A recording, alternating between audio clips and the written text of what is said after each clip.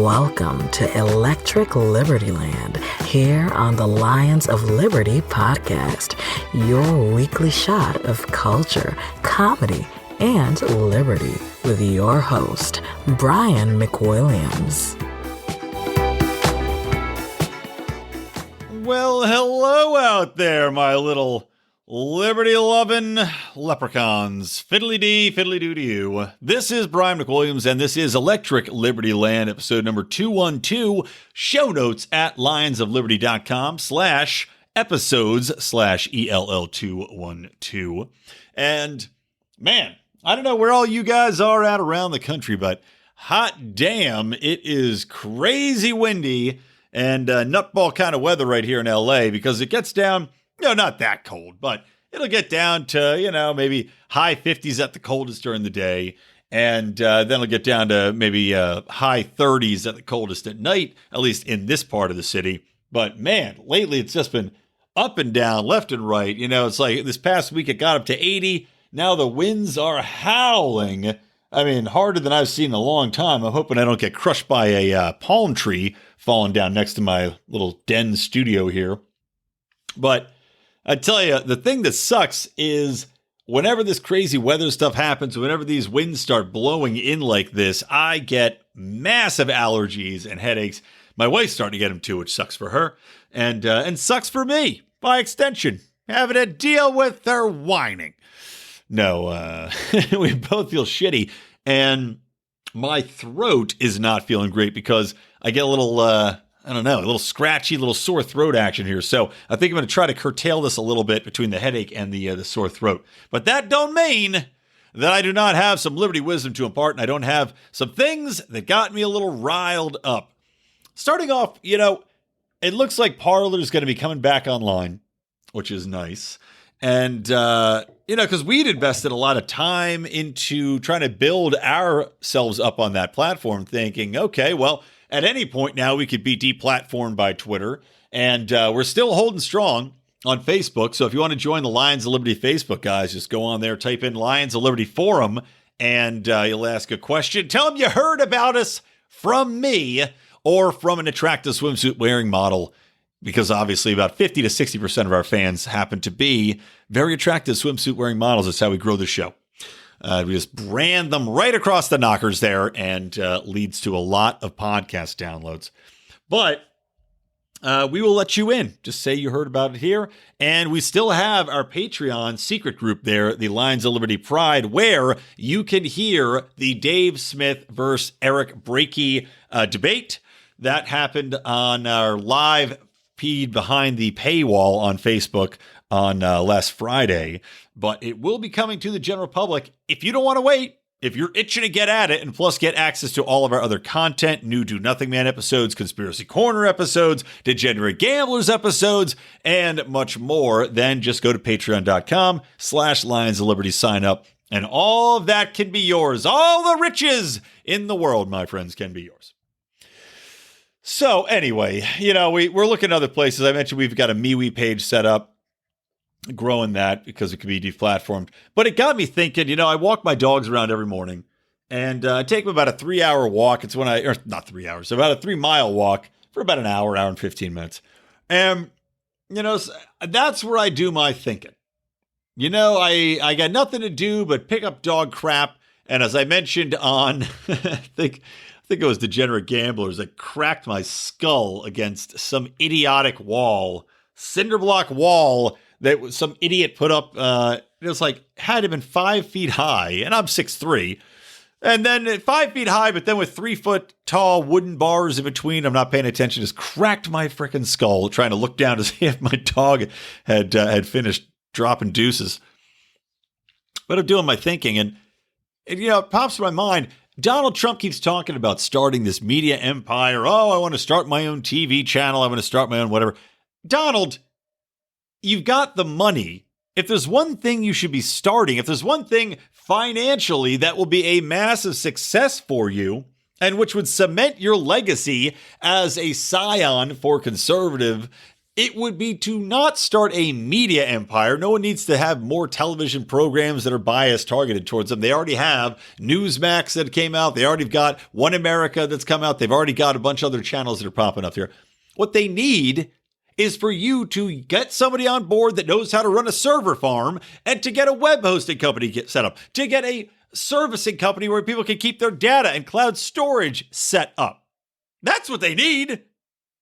Call it, I don't know, Trump Web Services, like Amazon Web Services. Just call it TWS. Or even funnier if it was TDS, Trump Data Services. Really stick it to all the people out there with Trump derangement syndrome, aka TDS.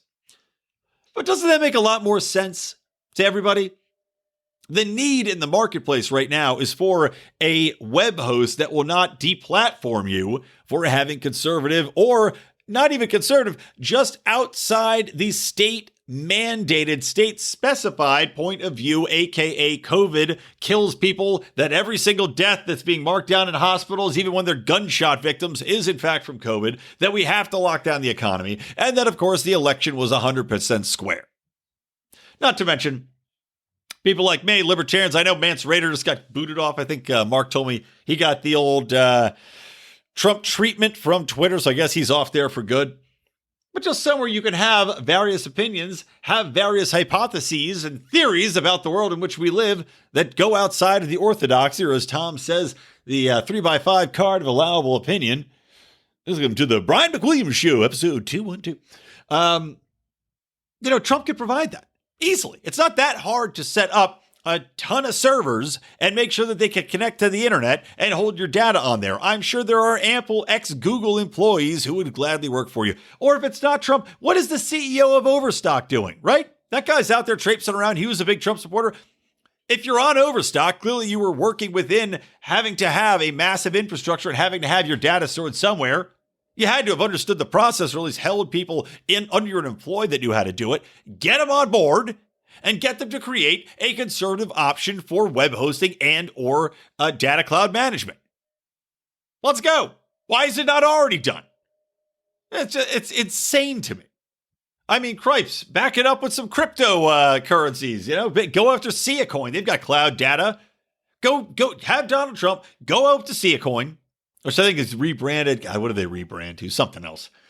But Coin's the backing currency, cryptocurrency behind it. Go work with them. That way your data is secure. It's out there. It's crypto encoded. You're safe. You're secure. Just figure it out. This is the financial future for you, Donald Trump. By the way, speaking of financial futures, I want to remind you guys about a podcast that I become fond of called the Matthew Spacini Program. And that's found, anywhere you could download your podcast, easily available. But Matthew's interesting in that he is bringing the Liberty world a more or less specifically focused on financial aspects podcast. Now, it's not all he talks about. He's actually doing some interesting reading. I saw he's got a new thing that he's just doing in the last couple days called the Liberty Informant, where he has short articles. He's just reading articles from other sources. He's got one up from Mises.org about national currencies, tragic race to the bottom. He also has another one about hillbilly urbanism. So he's reading other content, but basically he's turning these into audiobook formats for you. So you get a little bit of good information from everywhere. But on top of that, Matthew goes into how you're going to find financial freedom, how you're going to be able to free yourself and make the right moves moving forward, especially in this uncertain atmosphere that we find ourselves circulating within. So if you need some good financial advice, if you're looking for a podcast that can help you find that financial freedom, check out the Matthew Spacini Program. And if you'd like it, subscribe to it. You know how the game works. All right, but getting back to the main topic here. So, we've got all this media censorship. We've got all this deplatforming. We've got people refusing to even web host content from GOP's conservatives. And as last mentioned on ELL 211, you now have banks getting into it. You have financial services like Stripe getting into it. You've got Shopify refusing to have merch with Donald Trump logos and everything else on there. Just insane stuff. The good news is that we are seeing some pushback, not only on, primarily at this point, it's on the social aspect of it, but we are going to need to see some heavy pushback in regards to, going out and fighting back against bankers trying to deplatform your ability to actually do bank, like I mentioned, the Chinese social credit score. But we're seeing some states step up. Like, for example, North Dakota, which has been, of course, one of the better states overall, especially during the lockdowns. But Republican state lawmakers in North Dakota now are saying that they want to open up Facebook and Twitter for lawsuits from users who have been censored. Now, I kind of agree with experts who are saying this would not have an effect due to Section 230 of the Communications Decency Act, which you've heard me talk about to no end, and which I know Donald Trump was trying to change, and a lot of people are trying to alter so that these social platforms are considered publishers rather than platforms. And of course, because of this, they're immune to cases related to censorship. However, the new bill, as reported by Ars Technica, says that there was a bill called an Act to Permit Civil Actions Against Social Media Sites for Censoring Speech. It's not exactly a catchy title, guys, but maybe they're working on it. Anyway, the target is to be able to make these social media platforms, quote, liable in a civil action for damages to the person whose speech is restricted, censored, or suppressed, and to any person who reasonably otherwise would have received the writing, speech, or publication. And this includes compensation for consequential incidental damages. I don't know. It doesn't make any sense to me to say that this is in there because, number one, if you're a private company, like let's say you're a landlord, and you kick a business out, like let's say they're month to month and their lease is up. Let's say you have a lease in which you have established you could kick them out at any time. And yes, don't tweet at me about renters' rights and how, there's these things on the books. I know, it's ridiculous. California is the most ridiculous of all, the state in which I live. Somebody can squat in your house, basically, and you can't kick them out for 3 months. But let's just use this example of if you're a landlord, you're renting in a strip mall and a business operates there and you say, okay, well, get out of here. Or in the instance of Facebook or Twitter, it's basically a free platform, right?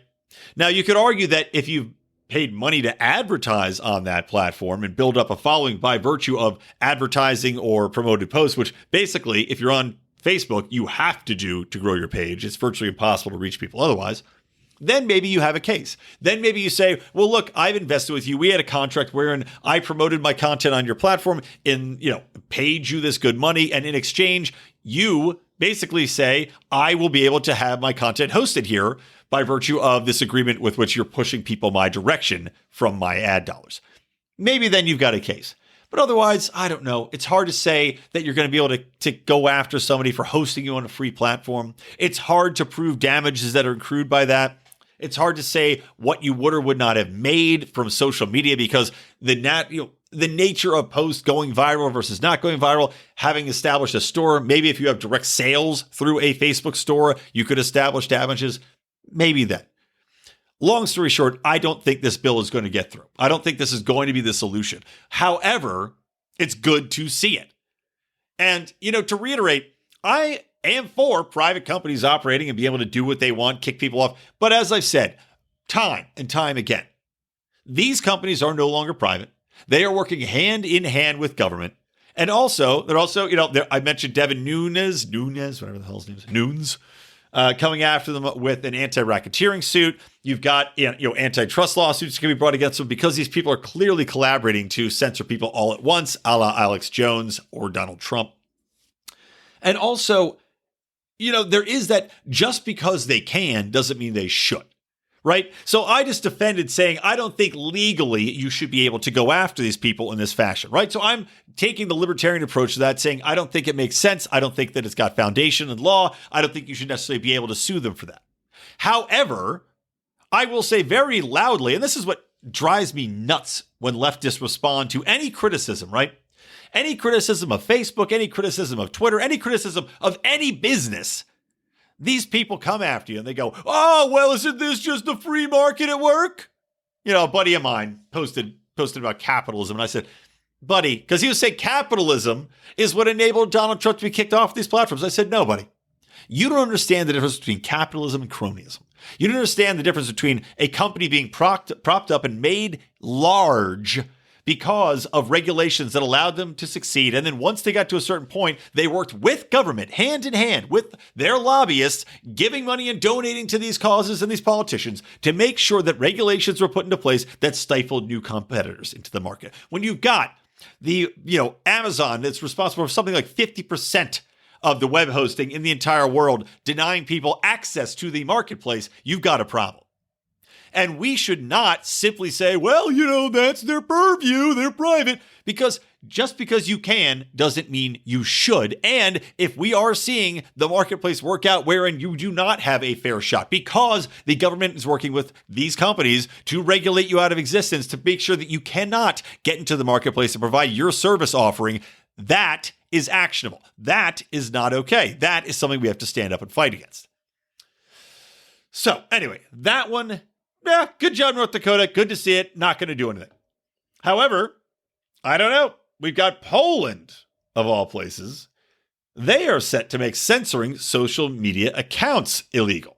As reported in an article on Zero Hedge, the Polish government officials have denounced big tech censorship of Trump. This, of course, follows in the footsteps of Angela Merkel of Germany. But according to The Guardian, they say they are preparing to draft a law making it illegal. So, to ban accounts. Quote, algorithms or the owners of corporate giants should not decide which views are right and which are not, wrote the Polish Prime Minister Mateusz Morawiecki. Guarantee that's not the way you say it. There is no and can be no consent to censorship. You'd think I'd be able to pronounce that, considering the fact that I am at least 33% Polish. But I guess that's part of being Polish, not being able to read. Morawiecki's or Morazickis, or however you say it, comments were published on Facebook days after the suspension of Donald Trump.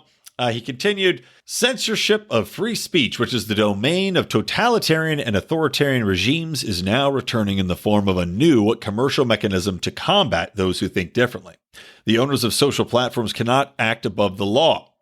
Noting that in Poland, the functioning of Facebook, Twitter, and Instagram are regulated by law. So they've actually got precedent for it. Quote, we will suggest that similar regulations are also put in place in all of the European Union. So they're drafting a bill basically to say you cannot censor or delete these platforms or your profiles on these platforms. Again, I do not approve. It's interesting to see, right? I'll say that. It's interesting to see it. Part of me says, okay, good. But at the other side, I cannot support government getting involved and saying that this has to be regulated in such a fashion, because they are still companies that are should be in control of their content to the point where there must be some point where you can remove content, right? There has to be something to say that pedophiles can't post nude pictures of children on there, even though Twitter's got a problem with that.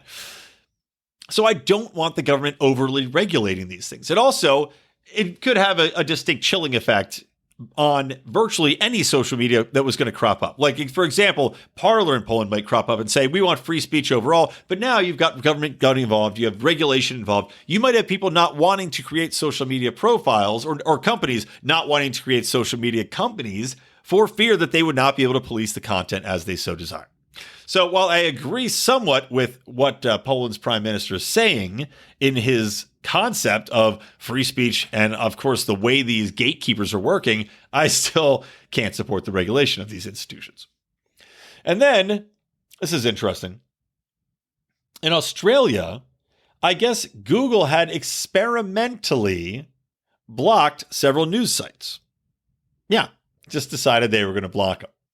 So Google claims that this is something that just, happens now and then, and they just kind of go and see what they can do, right? And Australia is taking a kind of an interesting approach. I guess they're trying to force Google to pay for these programs or pay for platforms like the Australian Financial Times or something like that. They're saying that Google is an effective monopoly and withholding access to timely, accurate, and important information shows how clearly they impact what access Australians have. At the same time, Google are now demonstrating how easily they can make Australian news providers who fall out of their favor effectively disappear from the internet, a chilling illustration of their extraordinary market power. And they go on to say, this is the Australian Treasurer, Josh Frydenberg. He says, we have introduced legislation that's now before a Senate committee to put in place a world-leading mandatory code to see those digital giants pay traditional news media businesses a fair sum of money for generating original content. So, again, interesting in that they're trying to say that Google is getting a free ride by virtue of growing because they're providing access to all of these news sites via their search engine. But again, just like with the Polish thing, if you're going to demand that Google pays people, like right now, Google operates by the Australian Financial Times paying them to have their articles, be promoted higher, or ads or whatever else, first page of Google come up when people search. So you're saying that you're going to draft legislation that's going to demand that Google pays the news institutions for being able to find their content?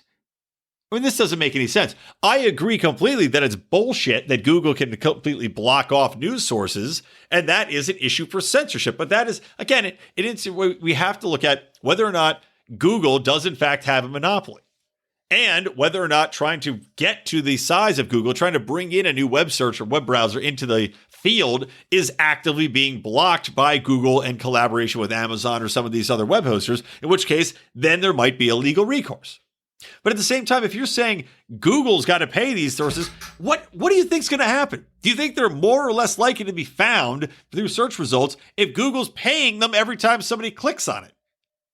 I mean, fundamentally, that doesn't make sense. You cannot have a search engine based upon people getting billed for providing the results of the search. I mean, am I reading this wrong? Am I taking Aussie crazy pills? Have the Bushmen slipped me a Mickey? Because this certainly seems insanely ridiculous to me. I don't, in any functional sense, see how that would ever work. I don't know. The land down under, apparently the down under as far as their understanding of economics and supply and demand and market forces and how people actually make money. Excuse me. Oh, nose is all stuffed up now. Okay, moving on to, I want to talk a little bit more about the meat of the episode here, right? Because I obviously titled it Roasting Marshmallows at Deprogramming Camp.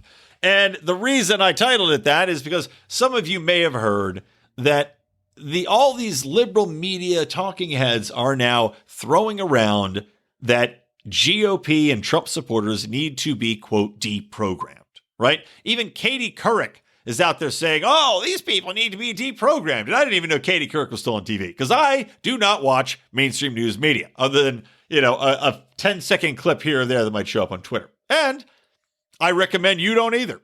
It is poison for the mind and the soul, and just as social media is. And with that in mind, follow us on social media, at Brian McWilliams, at Lions of Liberty, at Mark Claire, at John Odermatt, and of course, at Bravo and Beer, our side show, which is hilarious. But you've got big tech also echoing this, right? You've got all your liberal friends parroting what they've seen on TV, talking about how these Trump supporters have become cultists, right? That they need to be deprogrammed. And it goes, this is Katie Couric's quote. The question is how we are going to really almost deprogram these people who have signed up for the cult of Trump. Now, she's not the other one that said this. Another gal, Eugene Robinson from the Washington Post said, quote, there are millions of Americans, almost all white, almost all Republicans, who somehow need to be deprogrammed because they are in the Trumpist cult. So, again, broad generalizations here, right? Washington Post, very woke of you, Washington Post columnist Eugene Robinson, to lump millions of Americans, all white, almost all Republicans, who need to be deprogrammed. Very nice. Very nicely done. I was, listening.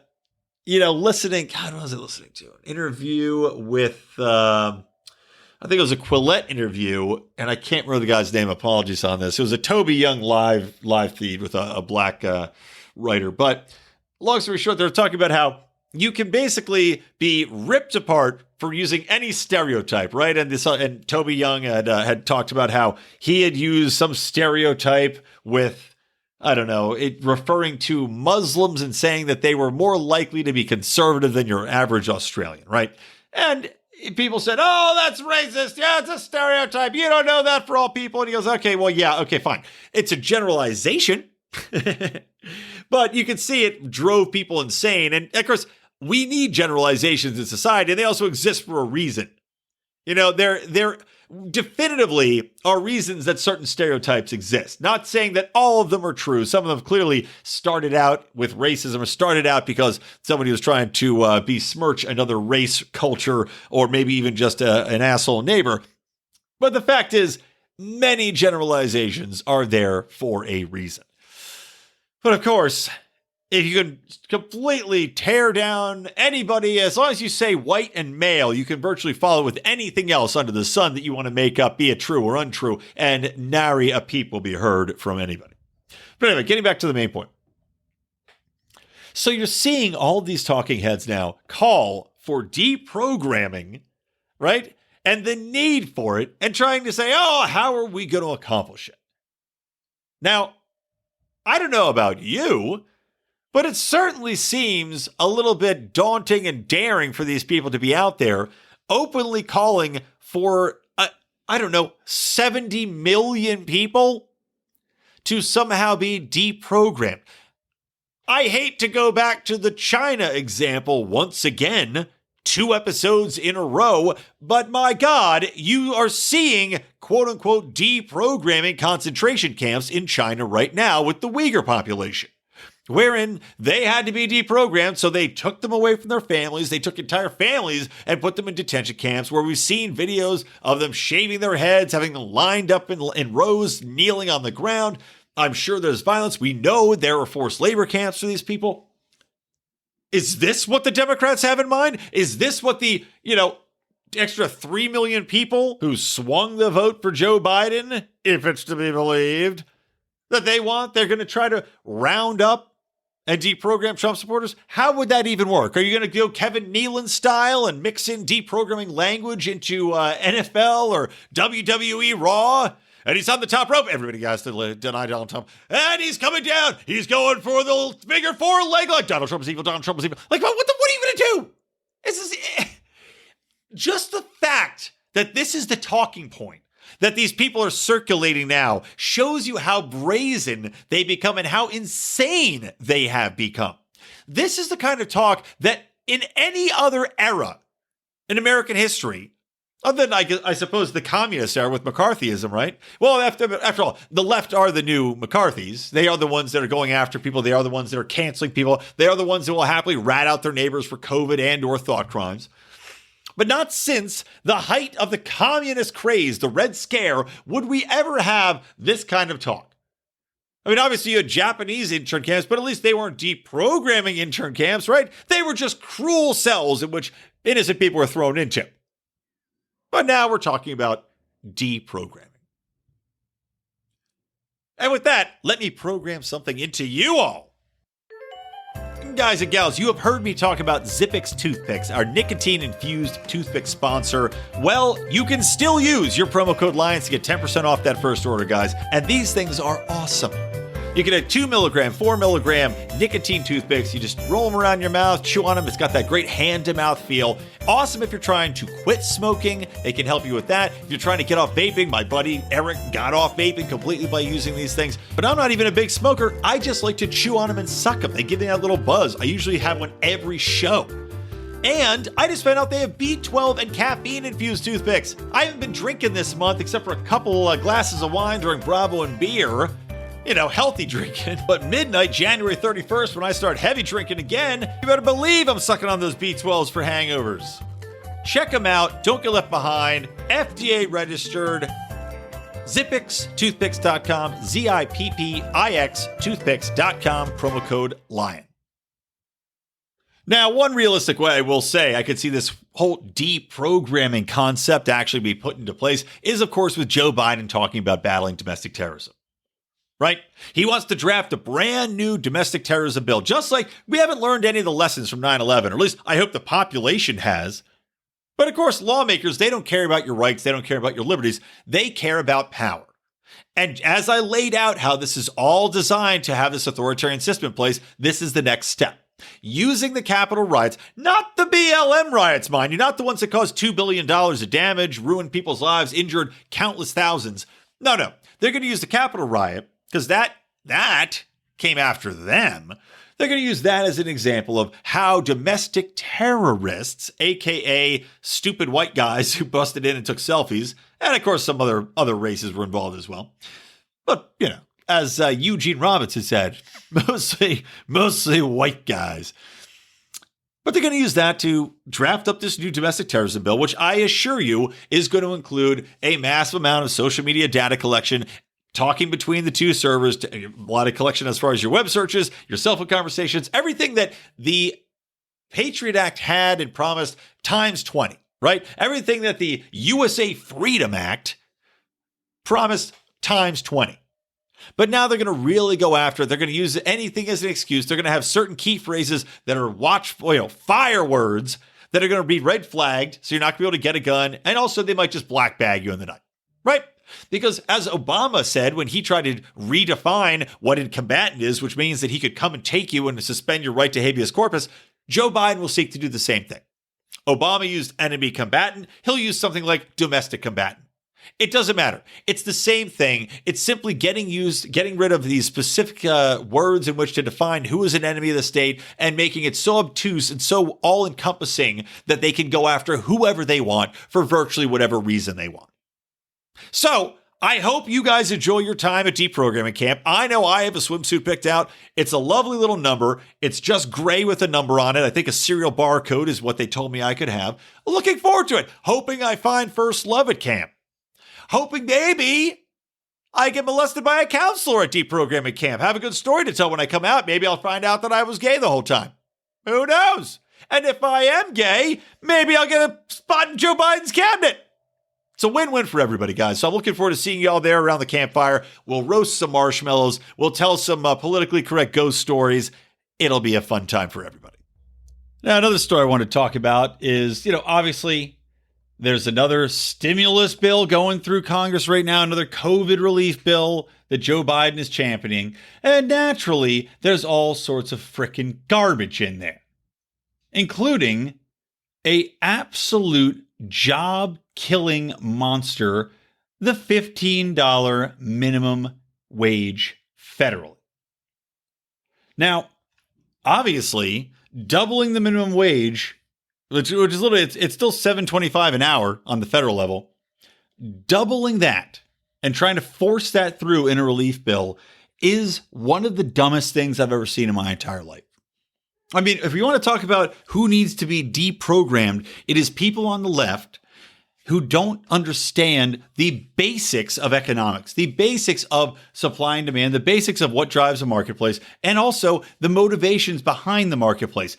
If you give people $15 minimum wage and mandate that that's what they get paid for this low-skilled labor, especially during a pandemic when restaurants are hardest hit, when retail is hardest hit, when anything that is in literally an entry-level position has been under siege by the government, let me remind you, forcing employers, be they in any industry, except those that reside in technology, that aren't going to be having a $15 minimum wage other than for maybe interns or for any of these big cities where, okay, they can afford it. They have enough, even with COVID. And I doubt that's even the truth now during COVID. But let's say in normal times, in non-COVID times, Los Angeles, maybe those businesses here need to pay $15. Now, that should not be mandated. That should simply be what the market will bear. Because in LA, rents are expensive. You can't just pay people $7 an hour and expect them to get by because you would have no workers here. You have to pay them more per the cost of living in that marketplace. However, you go outside of Los Angeles, you go out to Barstow, you go out to one of the little towns on the way to Las Vegas, you go out to the middle America, even some smaller cities that aren't just giant blue hubs on the coast, you are going to find that that market rate is far lower. $15 an hour is what they pay managers. $7.25 is what you get as a start-out employee working the cash register or somebody that's waiting tables for the first time. And even that, with waitresses and waiters, a lot of them don't even make the $7.25. So with this mandate that they all get $15 and tips, the left simply doesn't understand the outcomes to these actions. Minimum wage is a job killer, period. Thomas Sowell has been talking about this since from the get-go, since he had his awakening. Sowell made this very specific point that especially for minority communities who these people say they care so much about, especially for minority communities, a minimum wage will eliminate half of their jobs overnight. Bam. It's gone. We already have the technology in place.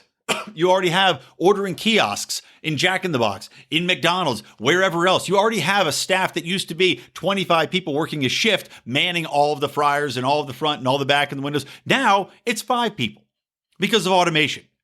Why is there automation? Well, number one, obviously, the marketplace is going to respond to any new technology. But if there's not a specific need for that technology, i.e. ordering machines where people just go up and beep boop bop their order through, they probably wouldn't be put into place. Or it would not be worth the financial investment into that new technology, because I guarantee you a 4-foot tall, touch screen computer that's tied into the operating system that McDonald's has to spend God knows how much money designing, integrating with their ordering system, making it easily updatable per menu items that come and go, ain't cheap.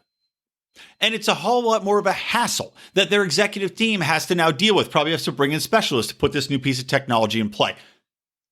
Would not be necessary if we didn't already have market forces being regulated and being postured up by government to force people into paying a wage that simply is not warranted.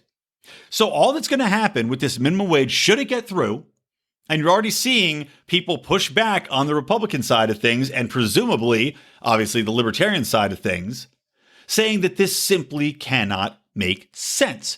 During a pandemic, when people are already clinging to the jobs and wages and hours that they have, you cannot simply introduce a job-killing provision like this that will literally eliminate 70% of the profit margin from restaurants in small towns.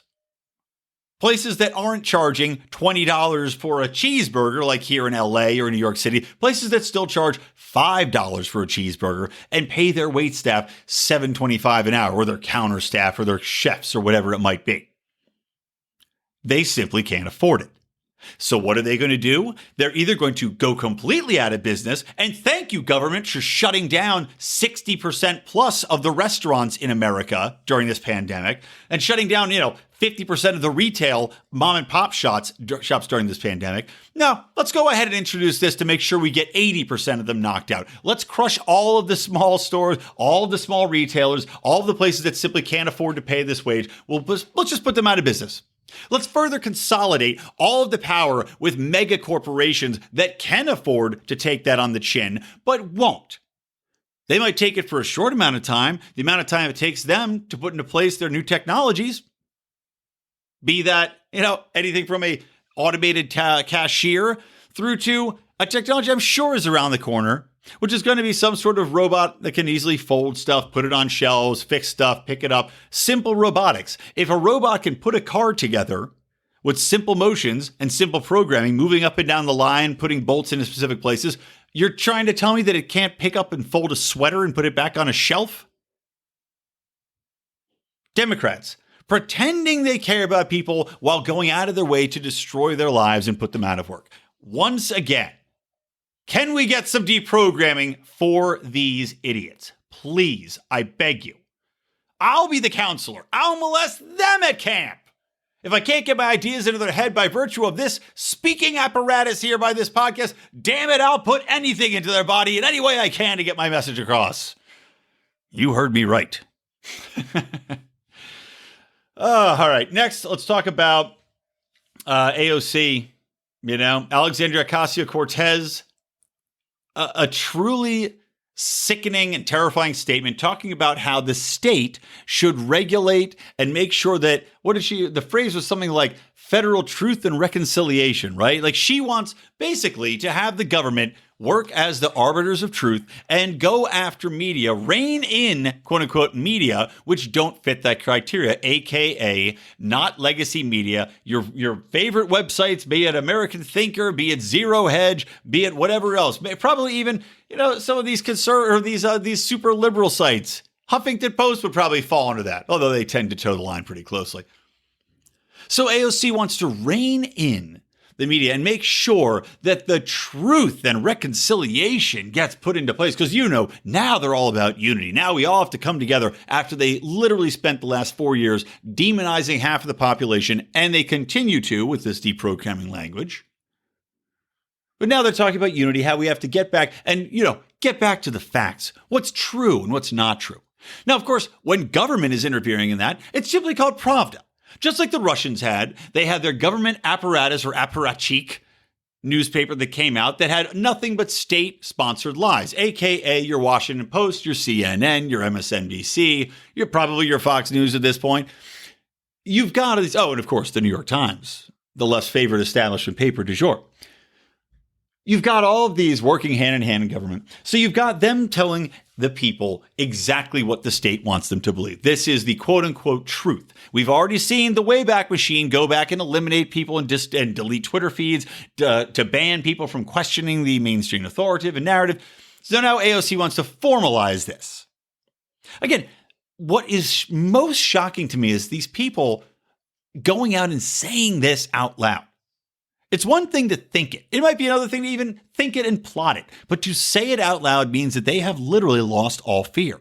And if there was one thing I took away from the storming of the Capitol, I thought to myself, you know what? At least these sons of bitches know that they can be gotten to. Now, of course, they're going and putting all sorts of walls and guards and everything else, not just for the inauguration, which sadly, I record this Tuesday night, so it's out Wednesday morning, fresh for you people as you wake up and start your day rolling out of your panda cages and eating your bamboo.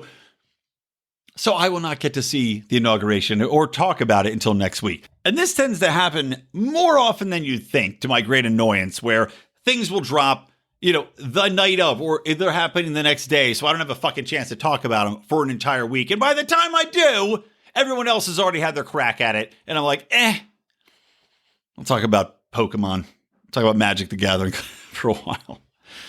But anyway, Biden's inauguration, of course, there are ample National Guard rolled in. They're portraying this as though they have to protect him from imminent threats. And you have Democratic lawmakers, again, the brazenness of these people and their idiotic notions, but saying that Republican senators, right, that Republican members of the legislature are the biggest threats to Biden because one of them might bring a gun in and shoot him. At what point would anybody think that that was a realistic outcome? At what point has any GOP member of the Senate, of the House, of any of them said they wanted to kill Biden or that they openly wanted to carry pistols at his inauguration or anything that would even remotely come close to this thought? But yet, you're hearing it parroted. Just like the deprogramming talk, you're hearing people talk about how that's the biggest danger. Let me tell you what's going to happen. A big fat nothing. And if it does happen, I'm telling you right now, I doubt it's going to be some Trump supporter. I think it's going to be more than anything another, hey, let's let them walk in and do what they're going to do type of situation in order to consolidate more power. Do I put it past the Democratic establishment or the establishment at large to sacrifice Joe Biden on the altar, much like the Aztecs, rip out his heart, throw it down the steps for everybody to see, usher in the new Kamala Harris era? Not really. Wouldn't surprise me. I'm not saying it's likely. I'm not saying I expect it to happen. I'm just saying it wouldn't surprise me. But anyway, good old Uncle Joe ruining things and ushering in, again, with this new brazen approach, an era openly calling for media censorship. And we already know that there are no restrictions on what the government can and can't do insofar as lying to its citizens and propagandizing them. That's gone. It was removed, I think, something like 6 years ago or 7 years ago. So now the government's free to work with media to buy programming, to air programming without telling you that it is specifically bought and paid for by your government to lie to you. And you have AOC cheerleading the entire way and making sure that media is not free, is not open, and without a doubt will have the steely eye of government upon it. The crazy thing is, too, they already are going after social media. They're talking about going after these alternative sites, right? They want the arbiters of truth. But now the Associated Press, I just caught my eye over the weekend, also has an article out. And I think Glenn Greenwald, I'd retweeted a story of his. Glenn Greenwald was talking about this, how the gatekeepers are trying so hard to keep us out and keep those gates locked to make sure that we've got that tunnel vision, right? No longer is Apple the half-naked chick with the sledgehammer throwing a mallet through the TV of everybody must watch this, all you gray, shaven-headed individuals. Apple is now hand in hand with government in making sure that we are tuned to that one channel. But the Associated Press is not much better.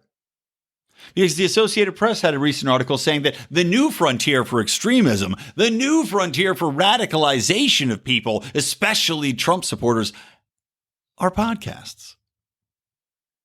So it would really be great, guys, if you could go join our Patreon, patreon.com/Lions of Liberty.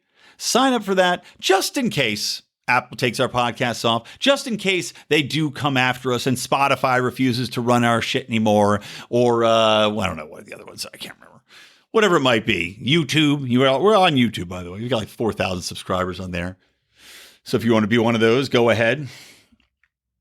But that'd be great, because that way we've got money to go on other platforms. Plus, Patreon, unless they deplatform us, Patreon's its own separate feed, so we could push our content out there.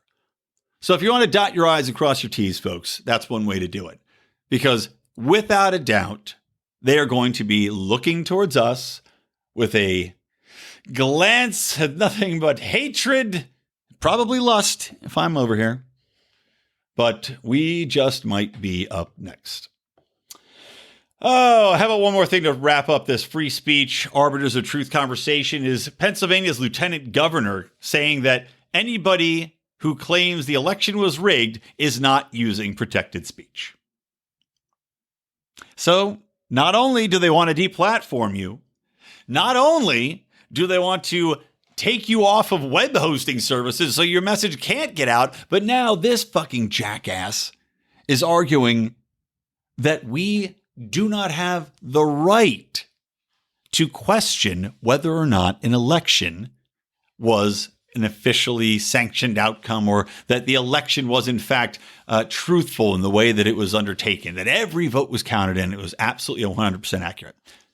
Just like Venezuela, just like any of these other pretend democracies, they now want to crack down on free speech. They want to be able to jail you over this, because if you can't say it, if it's not protected speech, well, then they can come after you, can't they? They can say that you're inciting a riot, can't they? They can say that you're using hate speech even, because we know that hate speech is a broad phrase that means nothing and yet can contain everything.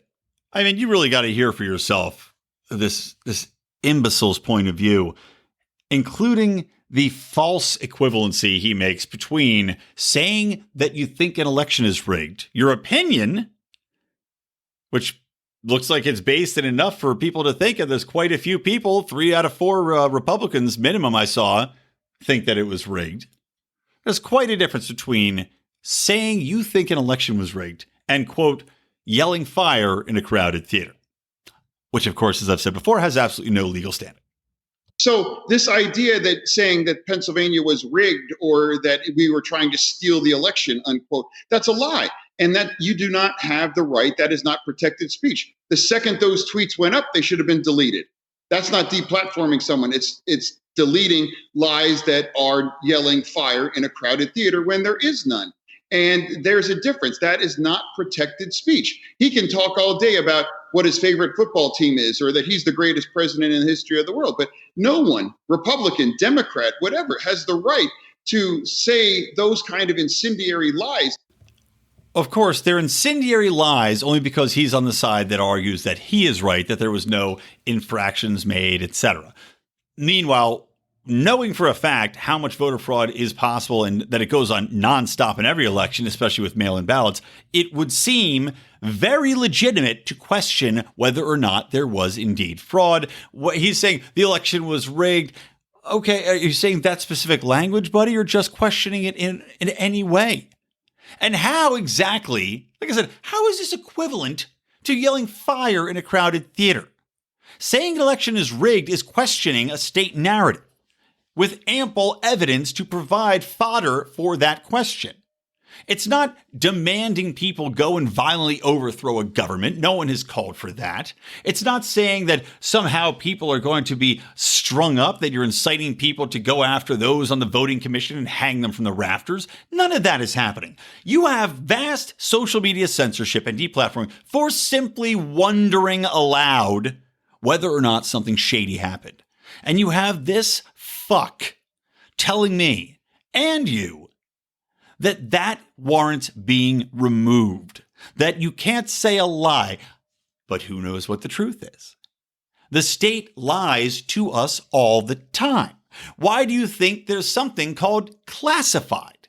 It's so the state can lie to us and not tell us about it. Not tell us the full truth, tell us an outright lie. There are beyond, millions of examples. WikiLeaks troves alone provide hundreds of thousands of examples of the government lying to you in various ways, all of the people involved in that.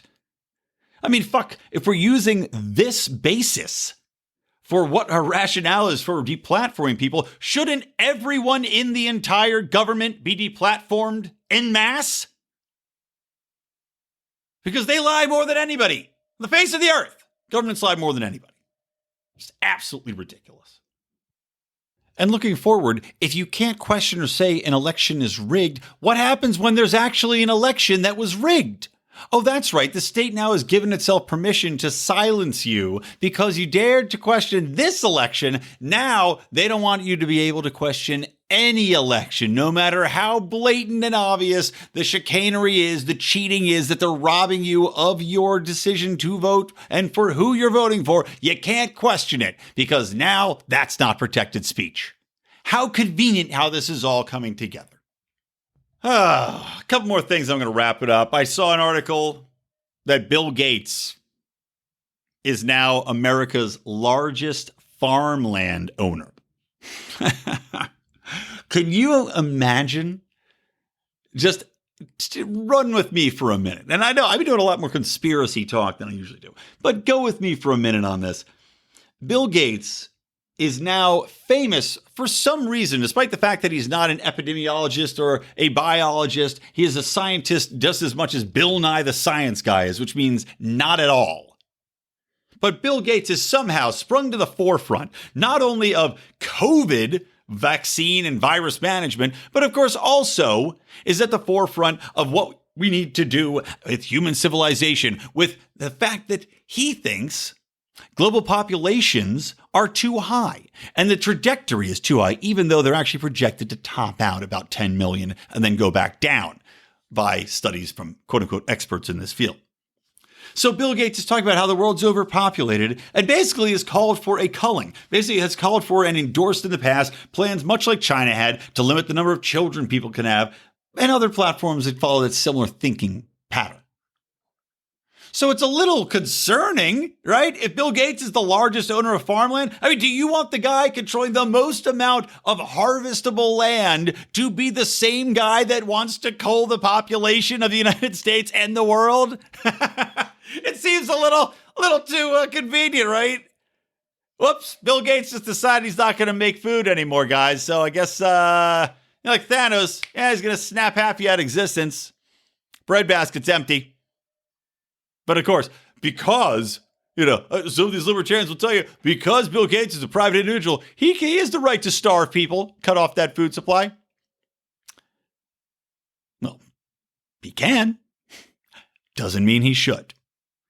But I thought that was a little cute. It also had me wondering, while I was walking my doggies, as mentioned previously, also had me thinking, the left just keeps hammering the middle of the country, right? They hate them. And you are seeing, Joe Biden, that doddering old dipshit, he got more votes, if you believe the claims, than anybody in history. Because Donald Trump had gotten, in second place, got more votes than any president in history. And Joe Biden got more than that by 4 million.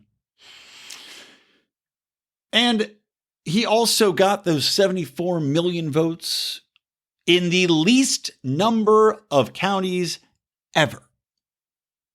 So you have a vast concentration of one ideologically cult-like thought pattern in these giant blue cities, right? On the coasts in these cities, who hammer the middle of the country, who hate the middle of the country, who are putting in place economic systems, economic regulations, and of course, $15 minimum wages that are killers of economies and jobs in the middle of America, while also supporting, more or less the exporting of jobs and the transition from a manufacturing economy into a big tech/service economy. And remember the infamous hashtag learn to code which later Twitter deplatformed because people were using it back on the media. So you could tell people to learn to code if you were in the tech biz, if you're in high tech, laughing at auto workers or laughing at people that are working in textile industries or used to be in the middle of the country. But when they turn it back on you sarcastically, bannable offense. Because we know the left can't take a joke. So my question is, knowing that we've got enemies out there that are nuclear armed, or actually, even if it's not nukes, just simply have ballistic missiles. We've got terrorists that aren't too fond of us because of our constant meddling in the Middle East, little blowback action. I just, half joking, but half serious. How long until middle America starts to really try to goad our nuclear armed enemies on, right? Really tries to prod our enemies to the point to get them to attack, knowing that the first places they're going to strike are going to be LA, sucks for me, New York City, Washington, D.C., Chicago, all these seats of liberal power, which of course are also the most populated cities in America. They are going to be the first on the list. New York, D.C., LA, 1, 2, and 3. They're getting hit with the nukes ASAP. If you're middle America, they keep going at you like this. What do you got to lose? Right? Yeah, you wipe out your enemies on the coast. Again, I'm half joking. 75% joking here, guys. But hey, might be little bombs dropping.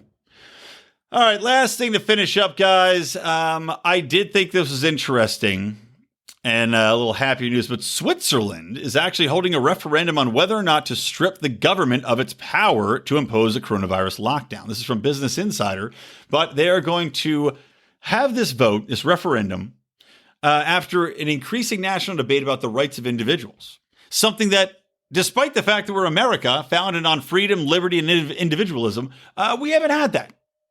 We don't really have a national debate on that, do we? We've got a media controlling the narrative. We've got government fully for locking down, and we've got complicit leftists going around screaming at anybody who dares to try to go anybody without a mask on or dares to want to open a business. So not really a debate, right? Just screaming and deplatforming.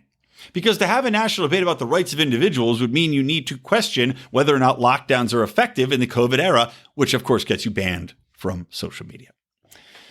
But it'll be interesting to see how this referendum comes and what the votes end up being, because we can look to Switzerland and say, all right, they've done it. Give us a little hope, take that model, what they did, see what that language is, and then see if we can get some senators like Rand Paul to introduce it. But this group, Friends of the Constitution, sounds very American, a campaign group triggered the vote by submitting a petition of 86,000 signatures calling for a nationwide vote on whether to repeal the 2020 COVID-19 Act. The new vote will not be held until June, by the way, which means that, I don't know. If it's not till June, I wonder, because I think that probably by June, you're going to have enough, at least in Switzerland and most likely here, enough vaccinations and herd immunity to make COVID at least somewhat palatable to most of the populace. But hopefully, they have been crushed economically enough where they see that this is something that cannot stand and has to be eliminated. So hopefully in June, they will in fact vote to restrain the government power, take it back, and protect the liberty and the rights of its people. Now, even though there's not the strictest lockdowns, by the way, they emphasize personal responsibility, kind of like Sweden, which is the way we should have done it here. It does make me very interested in just how liberty-centric the Swiss people are, because I did not realize that they did, in fact, get so riled up about this. So, exciting. Gives me some hope. Gives me something to get me through the cold, harsh, windy Los Angeles nights when my allergies are terrible, are acting up. All right, guys, that is going to do it. I want to remind you, as I did last show, to support libertarian content, not just in the vein of liberty. Listen to Bravo and Beer, our hilarious comedy TV review podcast I do with John Odermatt, Founding Freedom, and our legal counsel, Rico, who you've heard on many shows, although he's typically behind the paywall now on our Conspiracy Corners and, of course, Degenerate Gamblers crew. But support Bravo and Beer. Go download it. I don't even give a shit if you listen to it. Just go add it to your subscriptions, play it for a second, and then skip over just to get the numbers up. part of what we have to do, part of the next plan for Liberty, guys, is getting more Liberty content out there that's not really Liberty content. We need to be likable. We need to be in mainstream enough so people can find us and then see the ideas behind us. If you lead with, hey, I'm a libertarian, you lose half the people instantly. So support Bravo and Beer, support the Second Print podcast, go and support Opinions and Beers, another one by some Liberty guys. Even the System is Down podcast, Dan Smott's over there, he's doing great work. It's not all Liberty content. It's a lot of mainstream. It's a lot of conspiracy talk. It's a lot of outside the boundaries conversations about cults and flat earths and whatever else. We need to support. So go out, subscribe. 5-star reviews would be amply appreciated. And also, if you want to give us a 5-star review on Lions of Liberty, I pledge we will have that special bonus show before the end of the month. I think we're going to try to bang it out, do one of our Saturday bonus episodes answering your questions. So go to iTunes, give us that 5-star review. You can add a question in there. We will get to them and do a quick Q&A. Well, you won't be asking it live, but we'll do a quick Q&A. All right, that's going to do it, guys. For me, Brian McWilliams from the Lions of Liberty and from Electric Liberty Land, always stay plugged into Liberty.